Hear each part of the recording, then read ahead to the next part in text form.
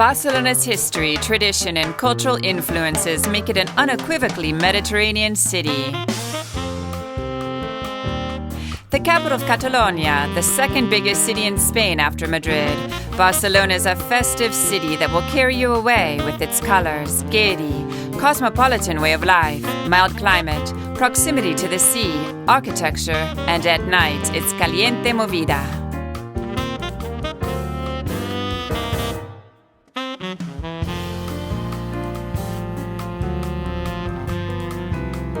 Famous for Gaudi and his extravagant architectural works, it has something to offer everyone, big and small, from entertainment and culture to good food.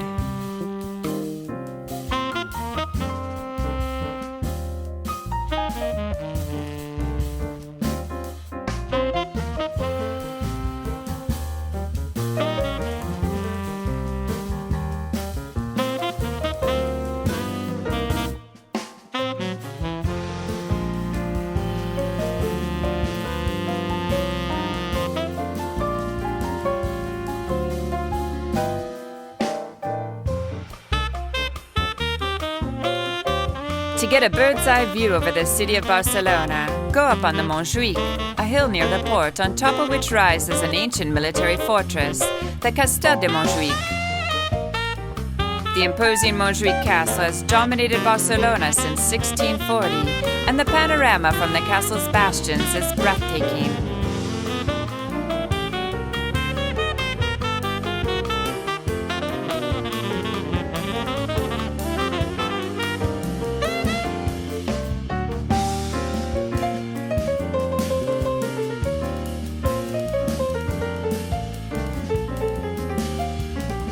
The Palau Nacional, also on the Montjuïc, is a majestic building in the neo-Baroque style that was built for the 1929 World's Fair. Now home to the National Museum of Art of Catalunya, it is one of the places that is most connected to the city's historical memory.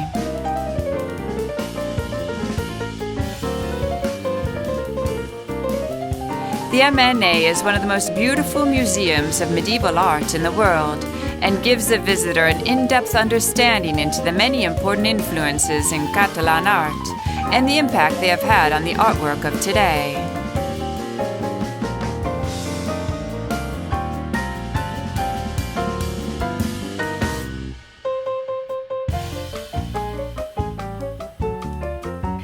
The views over Barcelona and the Mediterranean Sea are spectacular from the Montjuïc. They can be enjoyed both from the Montjuïc Fort, Castel de Montjuïc, and other viewing points on the hill.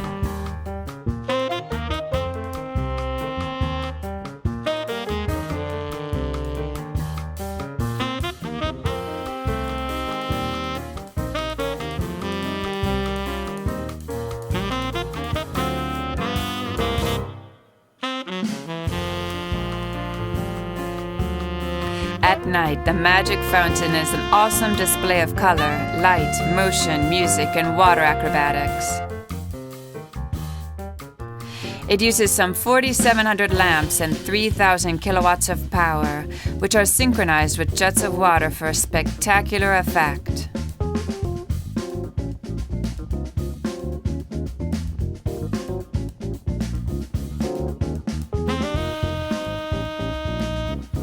The first performance of Montjuïc's Magic Fountain took place during the Great Universal Exposition of 1888.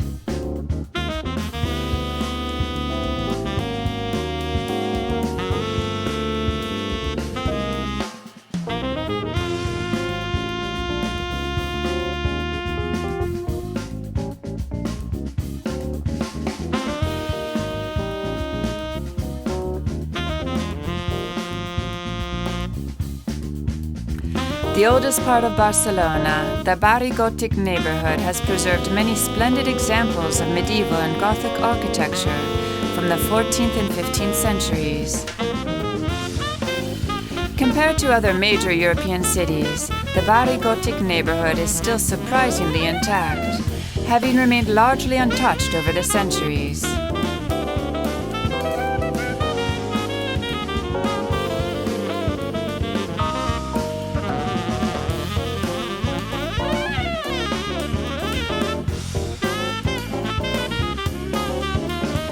historical heart of Barcelona is the Barri Gòthic, where the city's ancient history is brought back to life by strolling through its dense network of characteristic alleyways and narrow streets.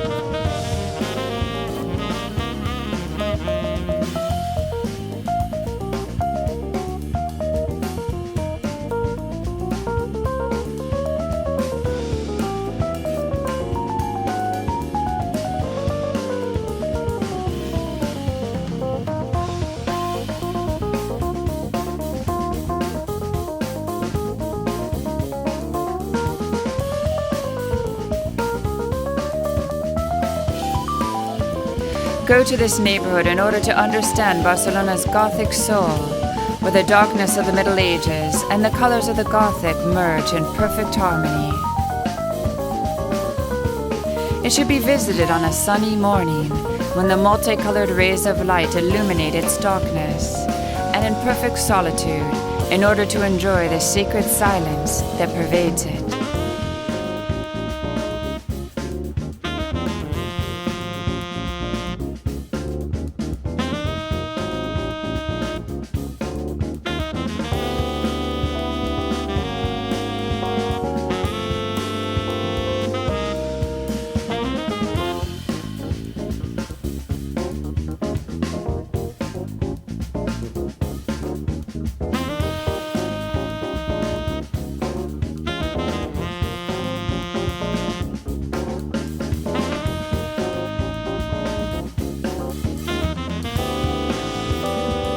The Plaça del Rei is the noble heart of the Barri Gòthic neighborhood. Splendid medieval monuments line the square, including the Palau Real Mayor, the medieval royal palace, and the Lloctinent Palace, which once housed the archives of the Crown of Aragon.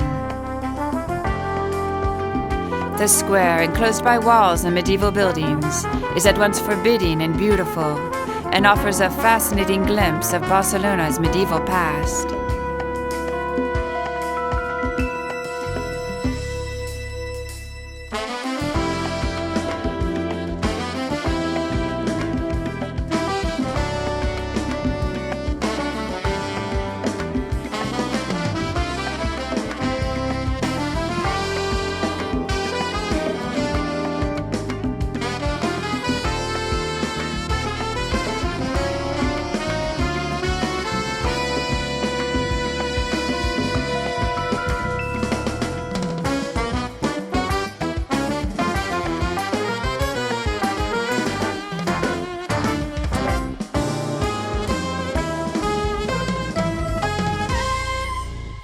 Today, the intersection between the two main streets of the Roman city is the location of the modern city's two most important political institutions, the town council and the autonomous government in St. Jaume Square.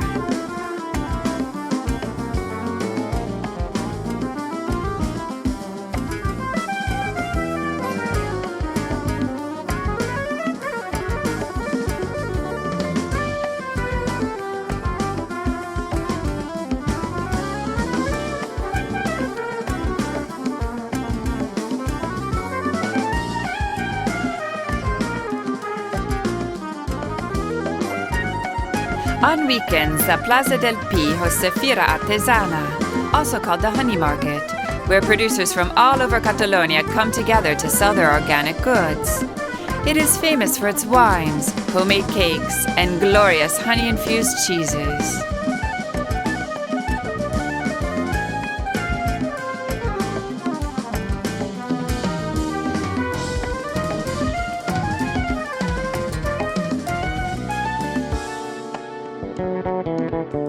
Santa Maria del Pi stands on this charming square in the Old Town.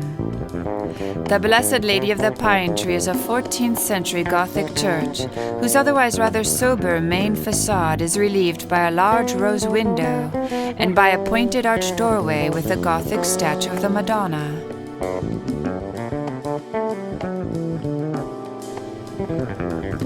The church is named for the pine tree, pi in Catalan, that once stood nearby.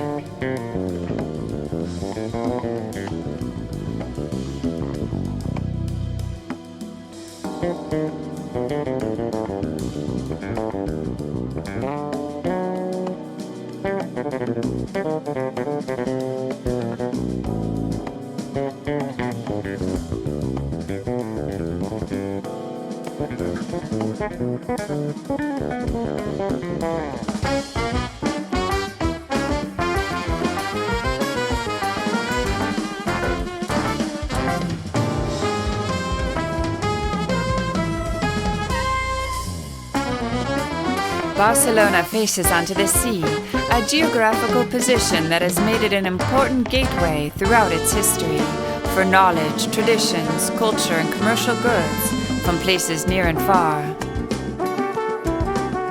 This inexhaustible source of wealth, not only from Europe, but all the Mediterranean countries and beyond, has long found welcome in the capital of Catalonia.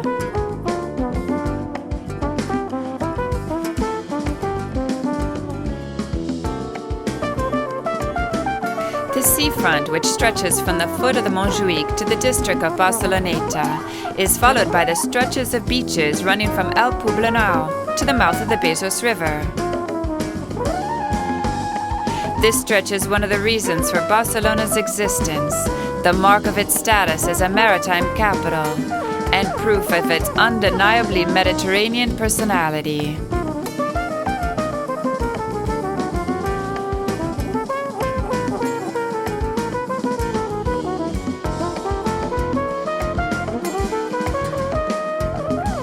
The Barceloneta, once a neighborhood of sailors and fishermen, is now one of the city's most popular beaches, crowded with restaurants serving pescados and mariscos, and kiosks playing live music, where you can dance till dawn.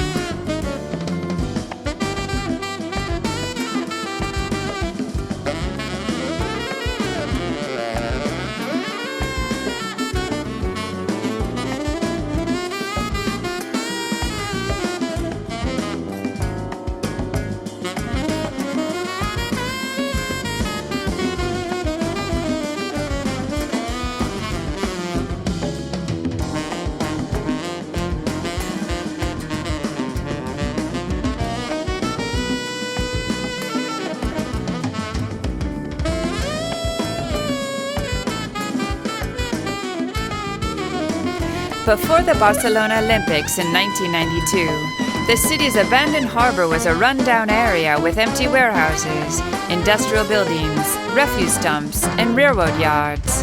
In a major urban renewal project, the area was transformed into a yacht marina and entertainment center, opening the city up to the sea. The Port Bail Marina is the Port of Barcelona's public pleasure port.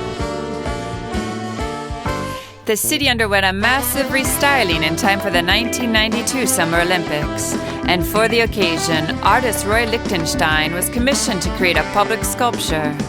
The resulting work, called Barcelona Head, stands at the entrance to Port Bail.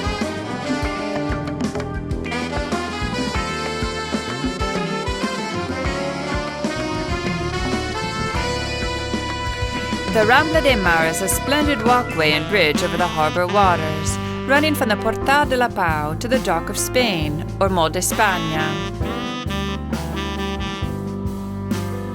This Rambla of the Sea, which also forms a natural continuation of the Rambla de Barcelona urban promenade, is now perhaps the best-known symbol of the Port Bail.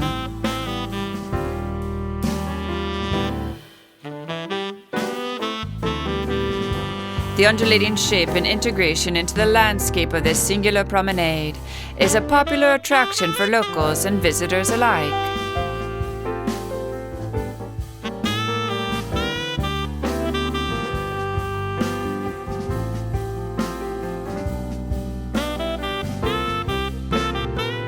Another important building on the seafront is Barcelona's Port Authority.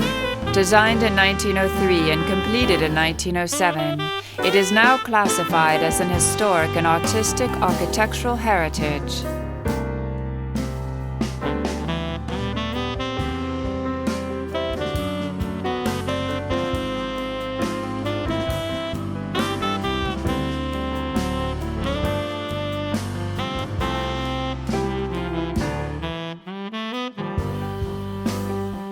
On the seafront stands a monument to Christopher Columbus. This 60-meter-high column was erected in homage to the famous explorer for the Universal Exposition of 1888.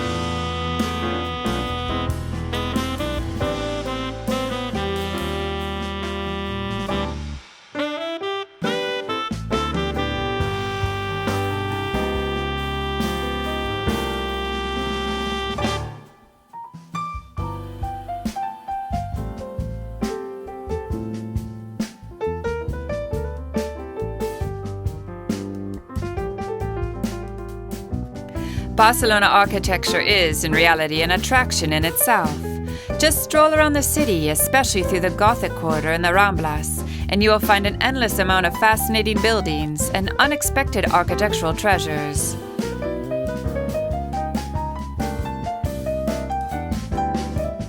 From Roman times to the Gothic period to the Catalan Art Nouveau or Modernisme, Barcelona's architecture naturally transmits the city's rich history.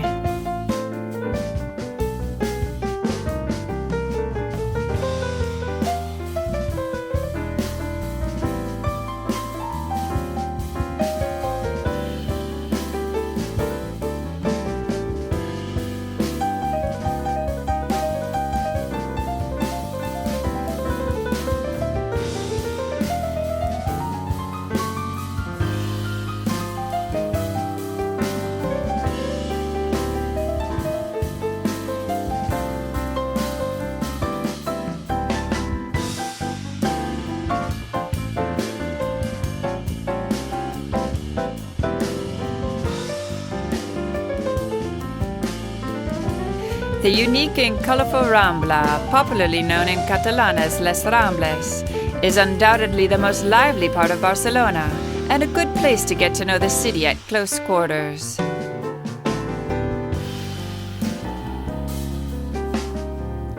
The Teatre Principal in the Ramblas district was the first building in Barcelona expressly designed to hold theatrical performances. The basic outline of the building derives from the reform project of the architect Francisco Daniel Molina.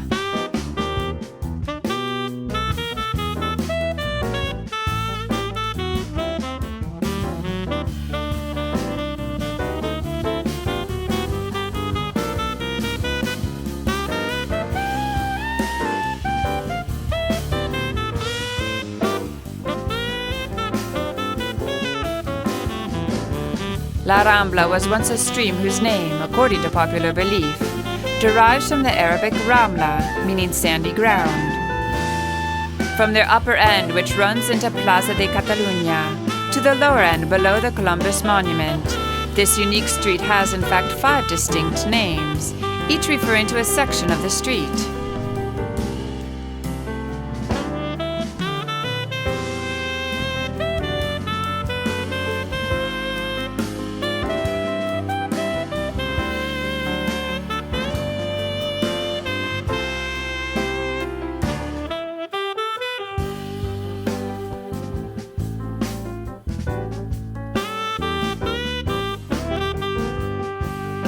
Once a gateway to rural Catalonia, the mile-long road bustles with tourists, artists, human statues, fortune-tellers, dancers, and musicians. Everyone has seen human statues before, but nowhere are there more of them than on Las Ramblas.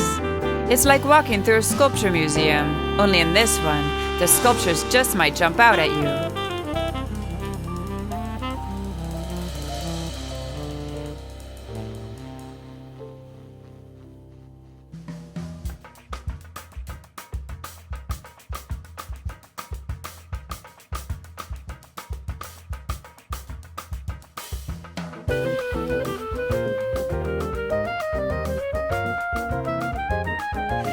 The Ramblas de las Flors is the quintessence of Barcelona, with its ever-changing beauty that follows the seasons of the year.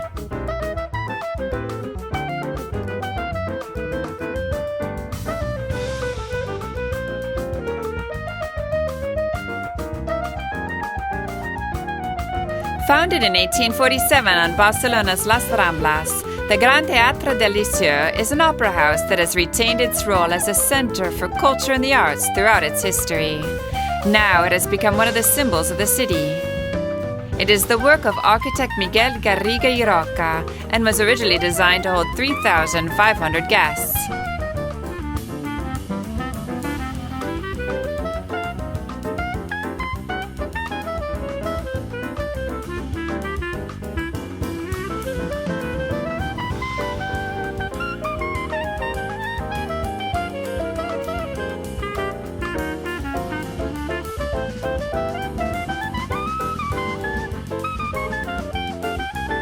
The magnificent Baroque exterior of the Esglésies de Betlem stands in stark contrast to the austerity of Barcelona's other churches.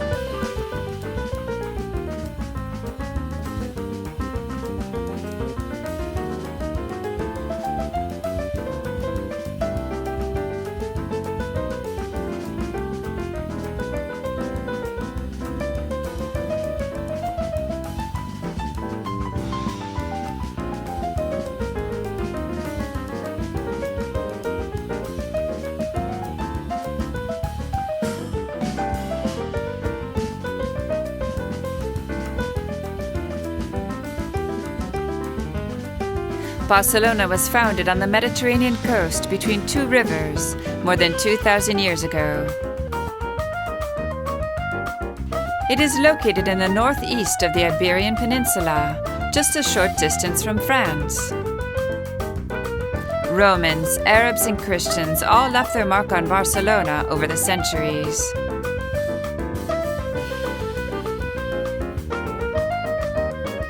Traces of this diverse history created by contrasting cultures can be found all over the city. From the Gothic quarter built on Roman ruins, to the Art Nouveau Example district dominated by Gaudi's exuberant architecture, Barcelona is undoubtedly a city of contrasts.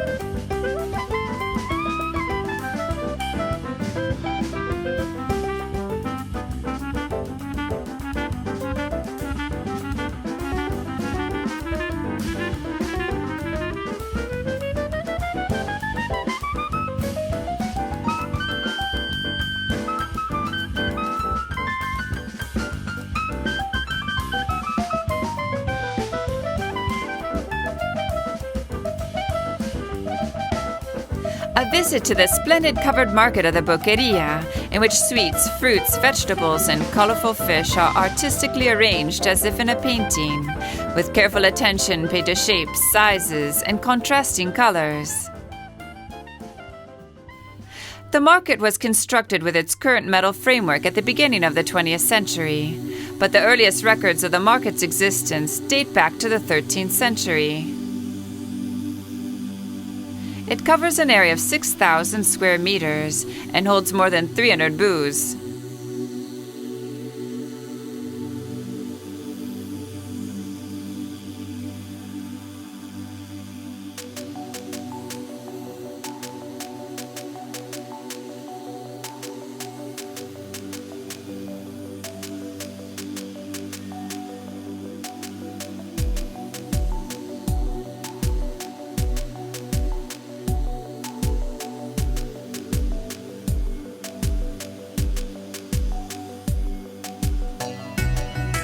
Situated on the left-hand side of Las Ramblas, the Plaza Real has become another of the city's central meeting points. The Plaza Real is one of the most imposing squares in Barcelona, and the only one lined with porticos.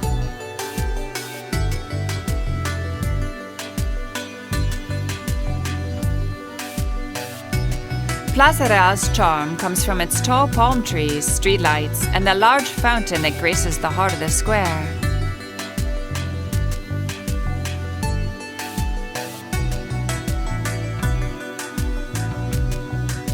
The exquisite street lamps were designed by a very young Antoni Gaudì, considered the greatest exponent of Catalan modernism.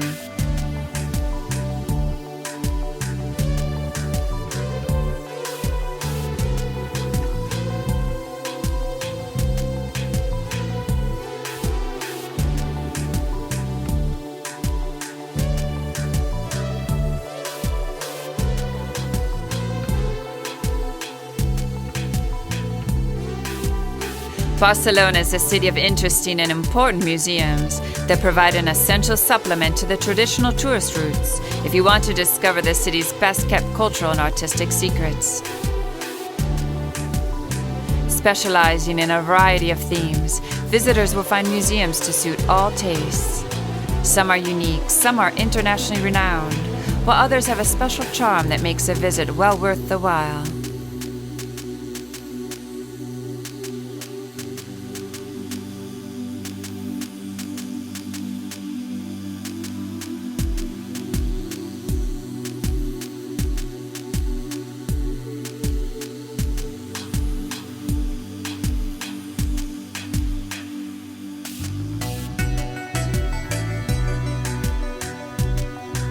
The Barcelona Museum of Contemporary Art, or MACBA, is one place that should not be missed.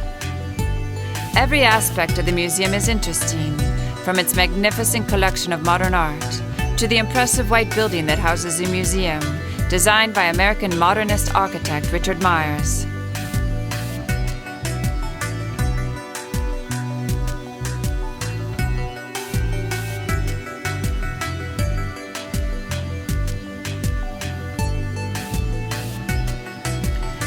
Antoni Gaudì is widely recognized as one of Catalunya's geniuses.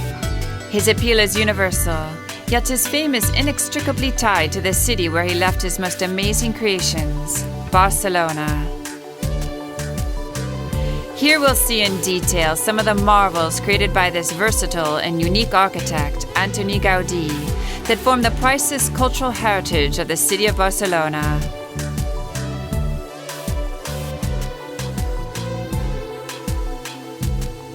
Casa Milà, commonly known as La Pedrera, is the largest civic building designed by Antoni Gaudì. Its source of inspiration is difficult to define. Some say it resembles the honeycomb structure of a beehive. Others say it resembles, in texture and design, a porous sandcastle nearing collapse. The building does not use load-bearing walls, but rests on pillars and arches. This technique, together with the use of steel, allowed the architect to design a completely irregular floor plan. On the outside, the undulating balconies look like a series of waves. The wrought iron balconies are the work of Josep Maria Jujol, who improvised their design during construction. It breaks with traditional architecture by not using even one straight line.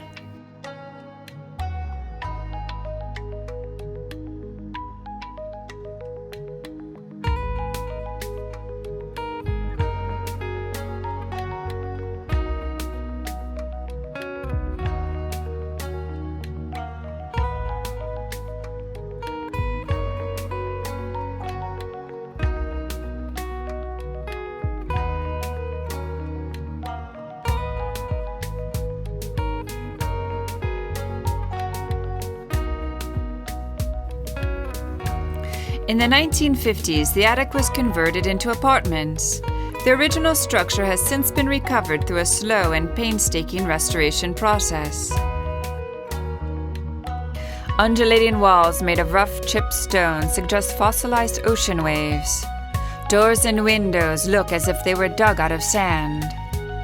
There are two large curvilinear internal courtyards, which provide light to the interior spaces.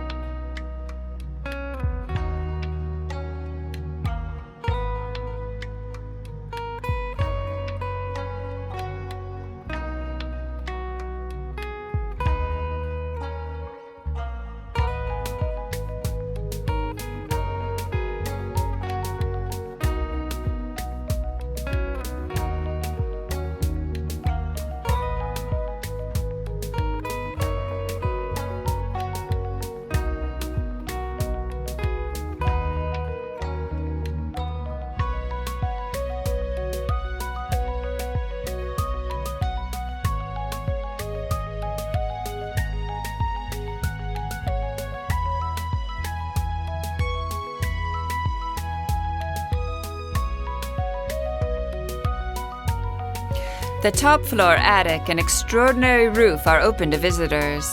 The building has a unique wave-like appearance, and its roof is supported by 270 brick arches.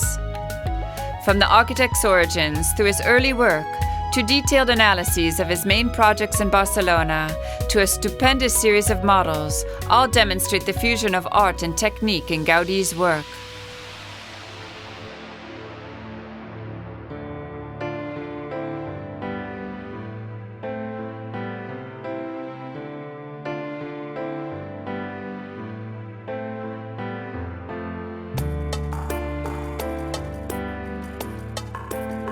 The roof is probably the most extraordinary aspect of the building.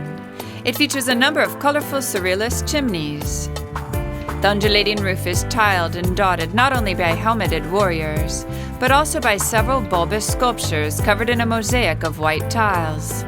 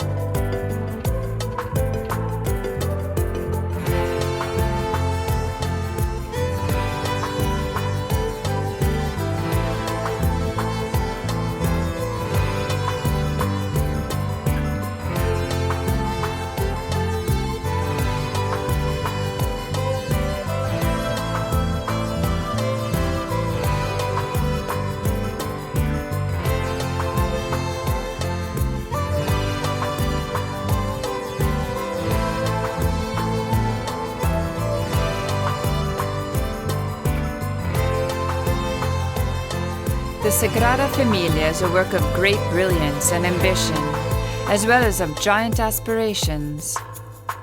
The church may be considered a Bible in stone, owing to the many Christian symbols that Gaudi placed on its facades. These include Adam and Eve, the 12 apostles, all the major episodes in the life of Jesus, and the main symbols of the Old Testament. The Sagrada Familia is indeed a monument that could be used as an introductory crash course to the Catholic religion.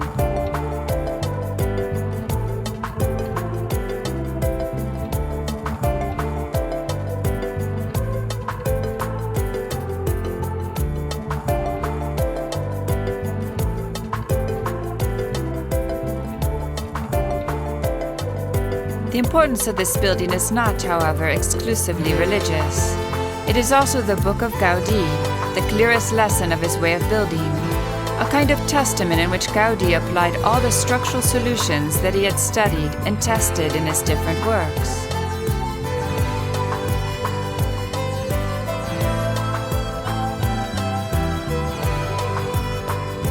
The Passion facade includes over 100 contemporary sculptures evoking the Passion by the sculptor Josep Maria Subirach. Desolation, nakedness, pain and sacrifice all accompany the death of Christ and form the prelude to his resurrection and ascent into heaven. Gaudi often said that had he started with this facade, people would have rejected the Sagrada Familia outright.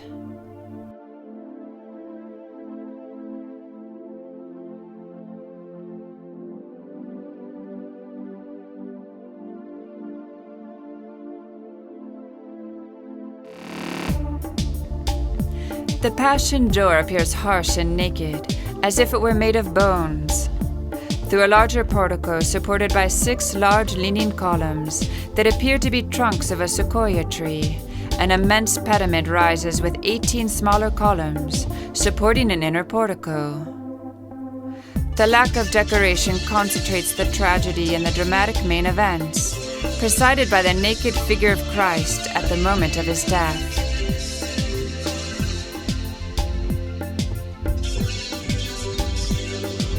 Gaudi was deeply influenced by nature and its forms, as is evident in the interior of the Sagrada Familia.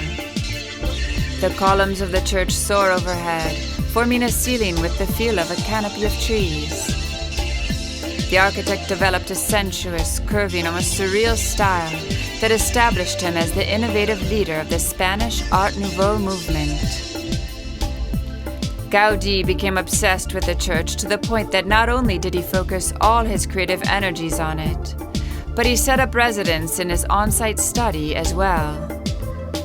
In 1926, Gaudi was hit by a streetcar while crossing the Gran Via in the center of Barcelona. 3 days later, never having regained consciousness, the great architect and visionary died at age 74.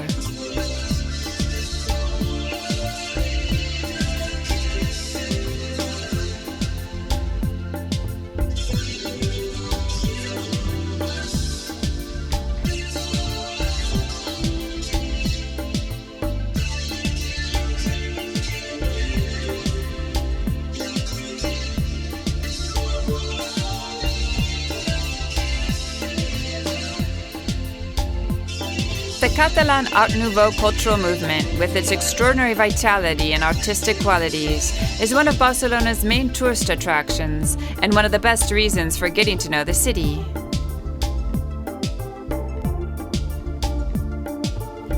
Even today, modernisme, as it is known locally, still characterizes the city, giving it its special charm.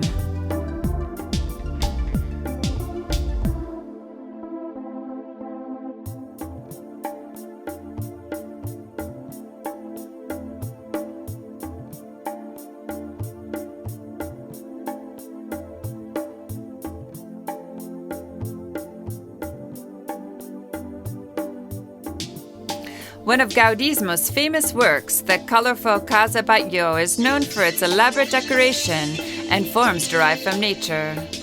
The Casa Batllo, a remodeled 19th century building, is one of Gaudi's many masterpieces in Barcelona.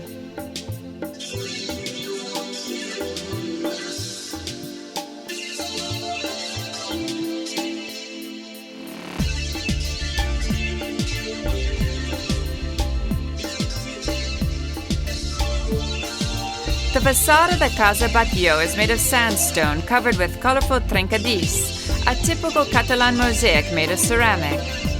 Balconies on the lower floors have bone-like pillars, while those on the upper floors resemble pieces of skulls.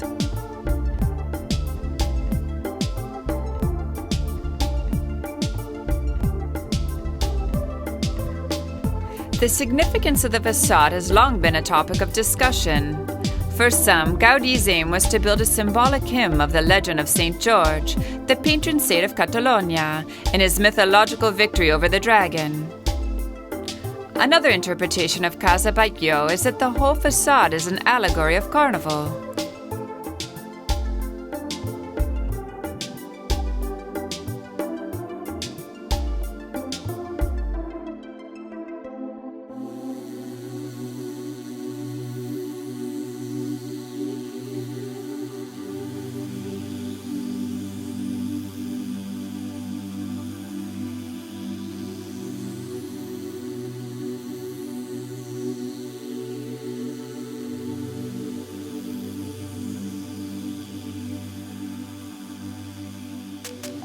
The first work that Antoni Gaudì would offer the city of Barcelona, and which is now listed as a UNESCO World Heritage Site, is Palau Güell. Gaudí was only 34 years old when he received the commission to build the private residence of the Guell family. The final result was a masterpiece in Gaudí's darkest style.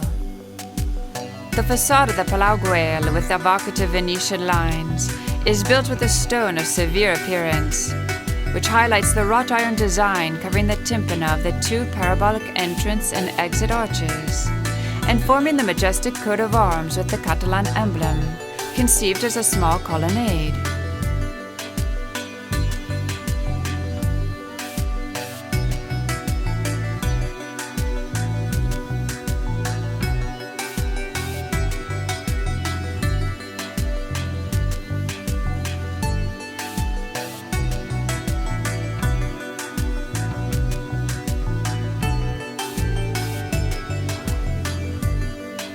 A good example of Barcelona's Modernisme architecture is the Arc de Triomphe, which presided over the entrance to the 1888 exhibition.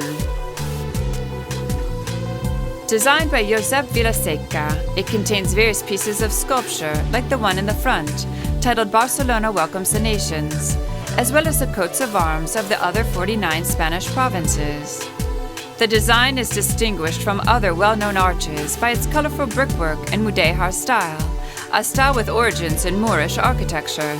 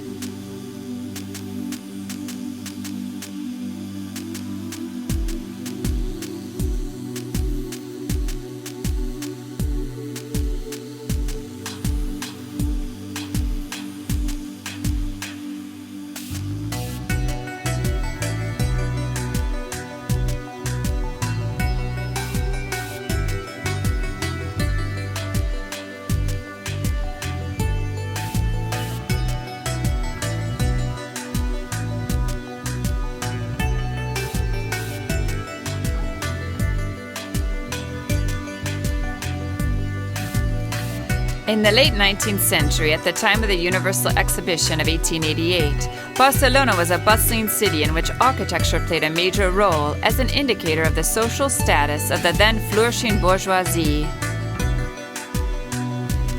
Having a modernista house meant that one was keeping up with the trends of the social elite.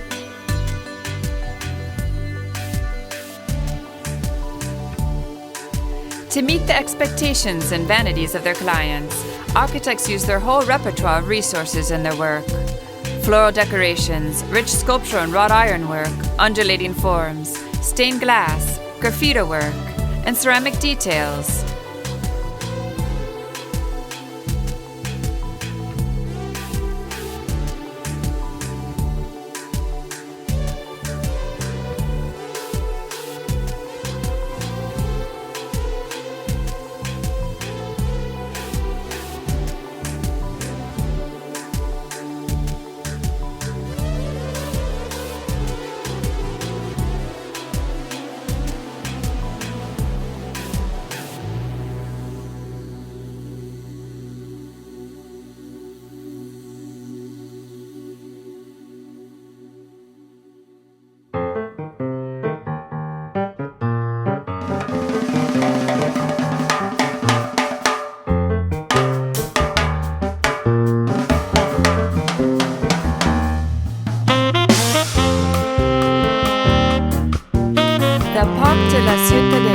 A public garden and exhibition space where visitors can find art-filled buildings designed in a style typical of Spanish architecture.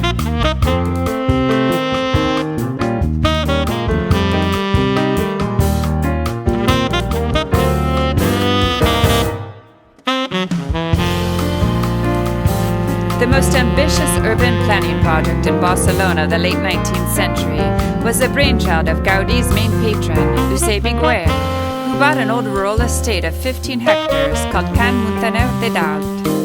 The estate was to be converted into a luxury garden city, complete with the construction of a housing estate of 60 private plots and large common greens.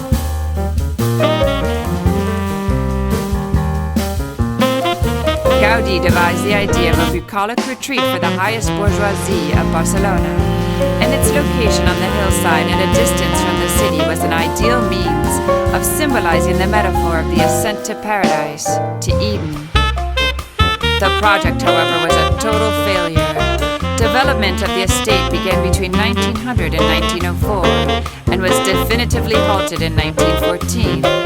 The heirs of Eusebi Güell sold the site to the city council, which decided to preserve it as a public park.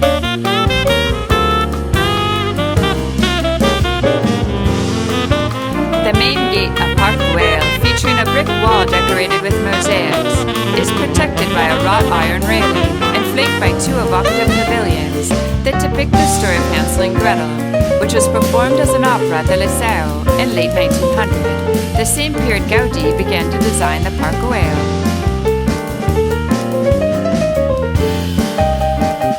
The main staircase is parted by a small waterfall featuring the famous multicolored dragon of glazed ceramic trencadís. The stairs lead to the Hippo-style hall.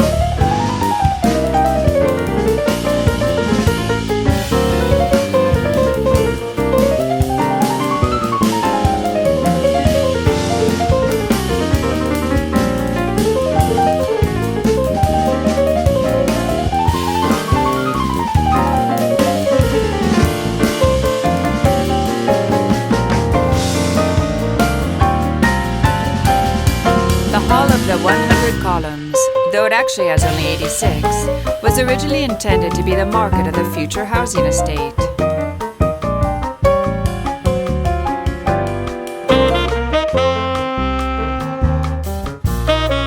The hall was decorated by Gaudi's assistant, Josep Maria Jujol, whose creation was given carte blanche. The result was exceptional, an undulating ceiling of mosaic with varied incrustations forming capricious spirals.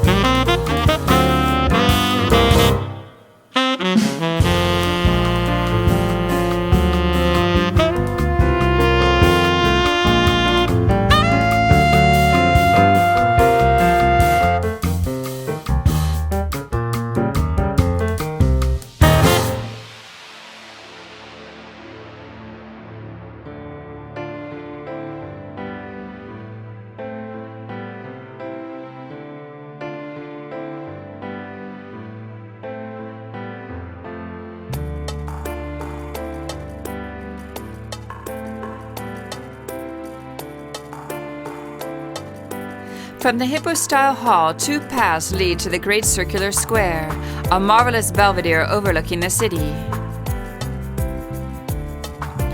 According to Gaudi's initial design, this square was devised to collect rainwater, channeled down inside the columns of the Hippo-style hall, to be collected in a huge cistern with a capacity of 12,000 cubic meters.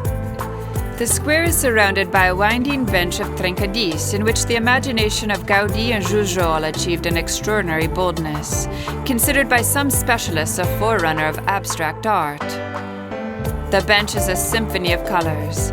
Greens, blues, and yellows are used in different combinations, forming moon shapes and stars and abstract flowers.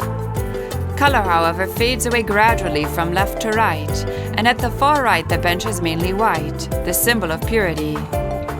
The bench seems to hint that human life is a kaleidoscope of colors that culminates after death in heavenly white.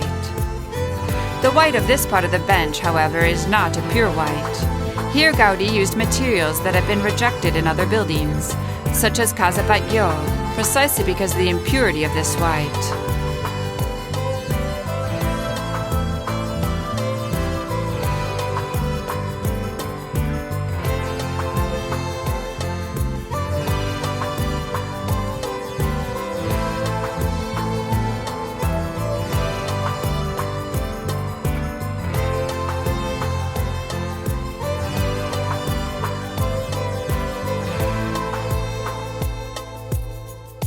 Gaudi preserved the natural undulations of the park's terrain, giving it a network of twisting roads that follow the contours of the land.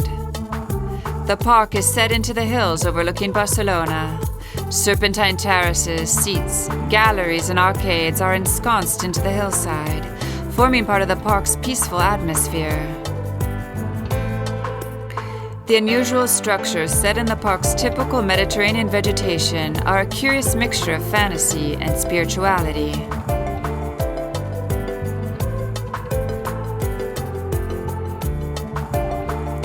Gaudi lived in this house from 1906 to 1925, the year before his death. It is called the Torre Rosa, or Pink Tower.